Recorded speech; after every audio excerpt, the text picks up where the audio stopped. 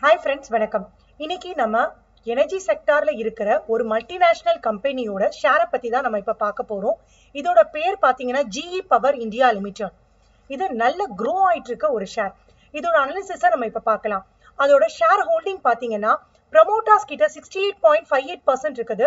அவங்க கிட்ட எந்த ஒரு பிளட்ஜஸும் இல்ல. அதே இது பப்ளிக் கிட்ட பாத்தீங்கன்னா ரொம்ப கம்மியா தான் இருக்குது.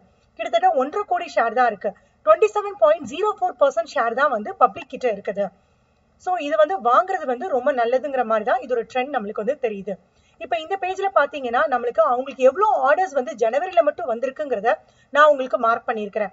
அவங்களுக்கு நிறைய ஆர்டர்ஸ் ரிசீவ் ஆயிட்டும் இருக்குது, அவங்க கம்ப்ளீட் பண்ணிட்டும் இருக்காங்க.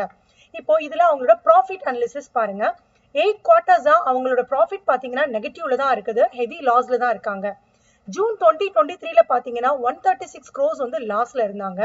அதே இது செப்டம்பர் 2023ல பாத்தீங்கன்னா 61 crores லாஸ். அது பாத்தீங்கன்னா பாதிக்கும் குறைவாவே ஆயிடுச்சு. இப்போ நம்மளுக்கு பிப்ரவரி ஃபர்ஸ்ட் வீக் வந்து டிசம்பரோட ரிசல்ட் வந்து ரிலீஸ் ஆக போகுது. அது பாத்தீங்கன்னா நம்மளுக்கு லாஸ் இல்லாம பாசிட்டிவ்ல இருக்கிறதுக்கு அதிக சான்சஸ் இருக்குது. ஸோ நம்மளுக்கு கண்டிப்பா அதோட வேல்யூவும் ரைஸ் ஆகிறதுக்கு வாய்ப்பு இருக்குது. இது பாத்தீங்கன்னா ரெனியூவபிள் எனர்ஜியும் பவரையும் சேர்த்து GE வெர்னோவா அப்படிங்கறத ஃபார்ம் பண்ண போறாங்க ஏப்ரல்ல. இதுக்கு நம்மளுக்கு பாத்தீங்கன்னா நம்மளோட ரெவென்யூஸ் பாத்தீங்கன்னா பவர்ல ஜாஸ்தியாவே இருக்கு கம்பேரிங் டு எனர்ஜி. ஸோ நம்மளுக்கு இதோட ஷேரோட வேல்யூ வந்து இன்க்ரீஸ் ஆகிறதுக்கு நல்ல பாசிபிலிட்டி இதுலயும் நம்மளுக்கு தெரியுது. இது வந்து விக்கிபீடியாவோட ஒரு பேஜ். இந்த GE வெர்னோவாங்கிற கம்பெனி ஆரம்பிக்கிறத பத்தின டீடைல்ஸ் நான் உங்களுக்கு ஹைலைட் பண்ணியிருக்கேன். GE renewable energy, GE digital, GE power, GE energy financial services இவங்க எல்லாம் சேர்ந்து GE வெர்னோவாவா ஏப்ரல்ல ஃபார்ம் பண்ண போறாங்க.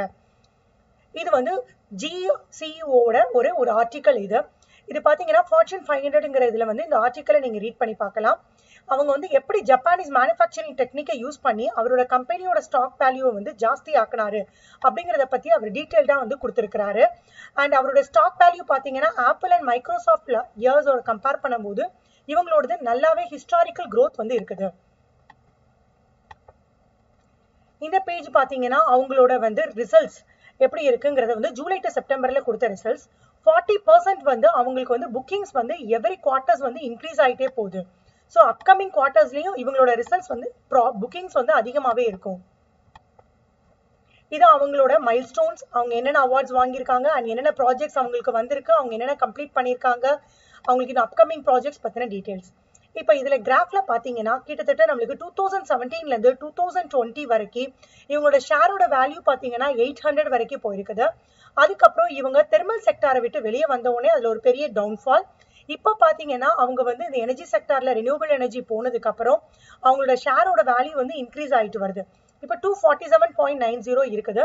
கண்டிப்பா நீங்க பாத்தீங்கன்னா இன்னும் ஷார்ட் ஸ்பேன்ல அவங்க கம்பெனி ஃபார்ம் வெர்னோவாவா மாறினதுக்கு அப்புறம் அது மேக்ஸிமம் 800 டச் பண்றதுக்கு அதிக சான்சஸ் இருக்குது.